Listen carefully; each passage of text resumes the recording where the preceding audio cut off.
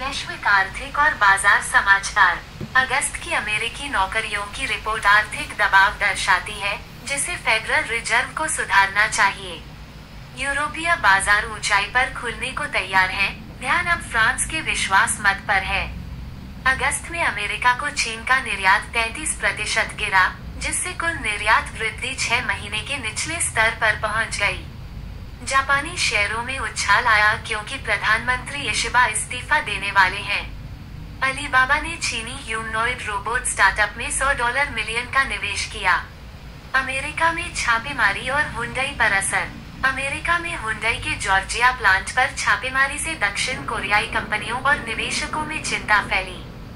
सैकड़ों कर्मचारियों को हिरासत में लिया गया। ट्रंप ने घरेलू श्रमिक प्रशिक्षण की आवश्यकता पर बल दिया। बोस्टन में आइस की छापेमारी जारी, अगला लक्ष्य शिकागो बताया गया। ली की यात्रा के बाद हुंडई अमेरिका में ₹26 बिलियन का निवेश बढ़ाएगा। भारतीय कंपनियों की घोषणाएं। सिगोल इंडिया लिमिटेड को महाराष्ट्र की मुख्यमंत्री सौर कृषि वाहिनी योजना 2.0 के तहत 147 मेगावाट सौर ऊर्जा खरीद के लिए आशय पत्र मिला। HFCL लिमिटेड को अपनी विदेशी सहायक कंपनी के माध्यम से ऑप्टिकल फाइबर केबल की $40 और 65 मिलियन की निर्यात ऑर्डर प्राप्त हुई। अदानी ग्रीन एनर्जी ने गुजरात के खावड़ा में 87.5 मेगावाट की परियोजनाएं चालू की। ओपेक जोड़ ने अक्टूबर में तेल उत्पादन बढ़ाने पर सैद्धांतिक सहमति दी। हुंडई मोटर इंडिया ने 2.4 लाख रुपए तक की कीमतों में कटौती की। GST दर में कमी का पूरा लाभ ग्राहकों को दिया।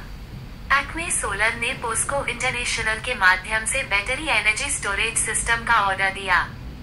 SPML इंफ्रा को भारतपुर, राजस्थान में 1438 करोड़ रुपए की PHED परियोजना मिली। JWIL इंफ्रा के साथ JV में SPML की 51% हिस्सेदारी। क्रिस्टल इंटीग्रेटेड सर्विसेज लिमिटेड ने crystal ports and harbour private limited नाम से एक पूर्ण स्वामित्व वाली सहायक कंपनी स्थापित की। विक्रम सोलर को एलांटी कंस्ट्रक्शन से 336 megawatt high efficiency solar module का बड़ा ऑर्डर मिला।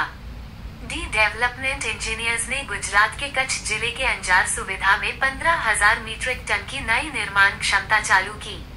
टाटा कम्युनिकेशंस ने सिस्को के साथ साझेदारी की, जिससे वैश्विक डिवाइस कनेक्टिविटी और प्रबंधन का भविष्य बदलेगा। सर्वोटेक रिन्यूएबल पावर सिस्टम ने चीन की चुहाई पिविन कंपनी के साथ विशेष रणनीतिक साझेदारी की। भारत में उन्नत बैटरी स्टोरेज सिस्टम के स्थानीय निर्माण पर ध्यान केंद्रित किया। किंग्स इंफ्रा वेंचर्स और श्री एक्वा सीफूड्स ने अधिग्रहण मूल्यांकन के लिए 30 सितंबर 2025 को अंतिम तिथि तय की।